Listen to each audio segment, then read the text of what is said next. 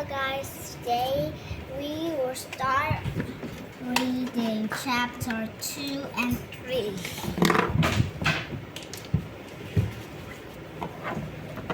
Chapter 2. The warm apples with sound. Hey, oh, eek, ow! What's going on? Said Jack. He and Annie looked out the window. The sky was lit by an orange glow as the sun went down. The treehouse was in a tree nearby a stream, at the edge of the forest. The wild searching and crew came from the forest's tall, leafy tree. Just then, two creatures leaped into the window. Ah! Jack and Annie yelled, "Jump back!" Annie burst out laughing. "Woof, woof!" Teddy barked. Two small monkeys appeared at them. Their dark faces were framed with light gray fur. They looked as if they were wearing teeny prints. "Hi," said Annie. "I'm Annie. He's Jack. And he's Teddy. What's your name?" "Ike. Ike. Ike Oak. Ike Oak." The monkey scratched. Cool, said Annie. She turned to Jack. "Her name is Ike. His name is Cole." "Oh, brother," said Jack. "I bet he is her brother," said Annie. "Ike and Oak." Oops, as if laughed at Annie's joke. The yellow's eye twinkled.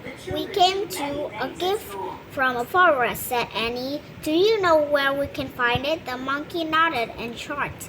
Then they started down the tree. Using their long tail and arm, they swing from branches to branches. They jump to the ground and look up. "Coming! Bring Teddy, Jack!" "Bring Teddy, Jack!" said Annie. Then she started down the ladder. Jack quickly slipped through Wildlife of India. He found a picture of a gray monkey. He read, "This monkey is called Gray Sagur. The word just means having a long tail."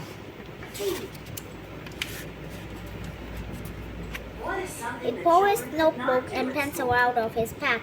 He wrote, "Large means long tail." Any launchers came from below.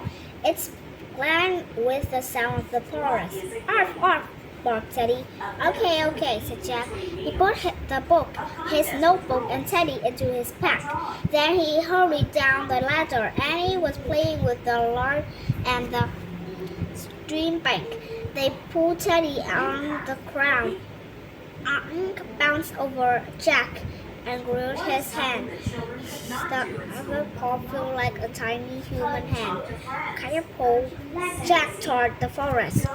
Oh, poor Annie and Teddy scrambled after them. The larger climbed the huge leafy tree. Then they began swinging from branches to branches like kids in a jungle gym. Annie dashed beneath the swinging monkey. Teddy ran after her. Wait, Jack called. "Hurry after all." Annie slowed down. "We don't know anything about this place." The largers slowed down, as if they understood Jack's words. Jack caught up with Annie. They walked on through the forest. "This is so amazing," said Annie. Jack agreed. The sunset gave the tree a leafy glow. The hot air smelled sweet. Blue peacocks appeared at their tails. Yellow birds flew from trees to trees. Small deer ate red flowers in a clear. "It's like prairies," at Annie. "Yeah, but don't forget the title of our book, Wildlife in India," said Jack. "Wild means scary animal too. Wildlife means scary animal too." Jack noticed a long, deep grass in a tree as they walked by. He stopped. "What's happening there?" said Jack. Annie shrugged and kept walking. Jack pulled the book out of his pack. There was a picture of the tree with glass. He read, "Tigers snapped their claws on tree trunks. They leave big rash in the branch." What? Said Annie. She stopped and looked back at the tree. See what I mean? Said Jack. Tigers live here, and one of them just came this way.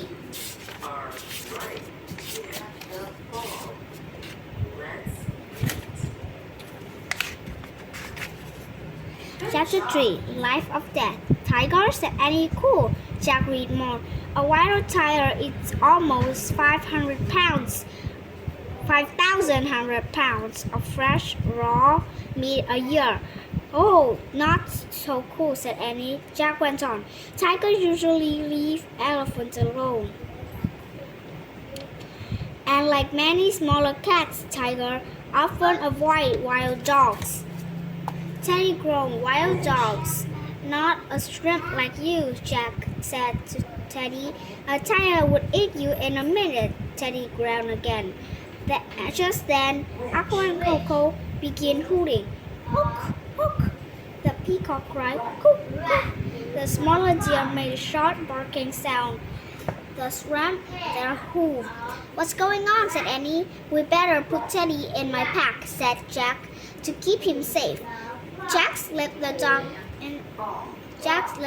into his pack.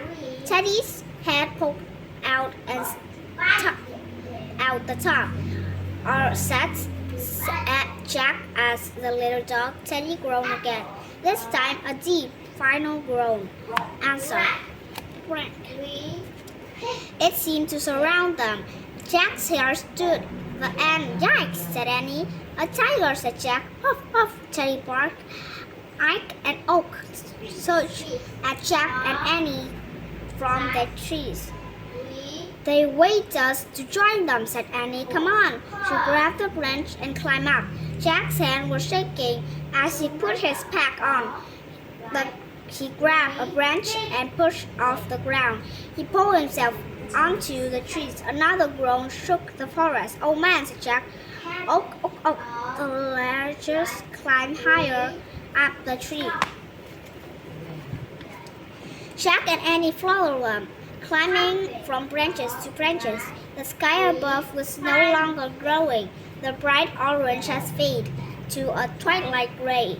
Jack looked down. He couldn't see the ground at all. He listened to another scary roar.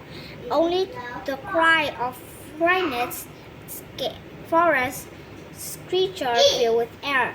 Maybe the tiger groaned, said Annie. Jack gazed at Ike and Oak. The largest couples together. The dog face looked worried. And maybe not, said Jack. How can we get through the forest without running to him? Said Jack.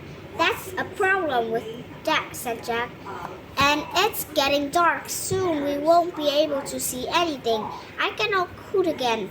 They pointed down the tree trunk. Off, off, Teddy barked from Jack's pack. Do they see a tiger? Jack asked. His heart thumped again. He couldn't see anything but leaves and branches. Then, far below, he saw a tree trunk move.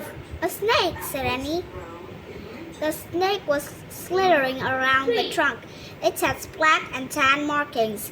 The snake's body was as thick as the tree trunk. A typhon, breathed Jack. The typhon kept clawing up the tree trunk.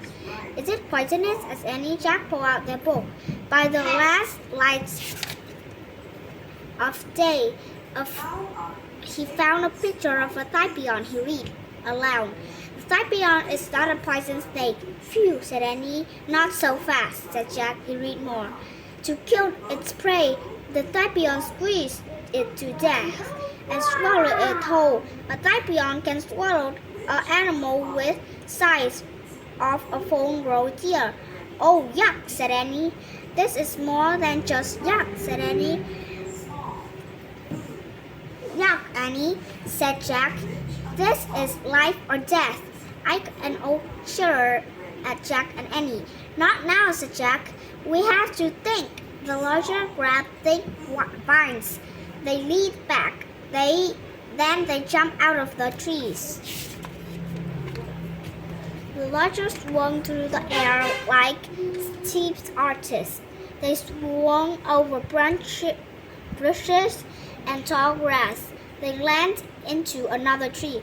They screamed at Jack and Annie and waved their hands. I don't know what they're saying, said Annie. They want us to copy them.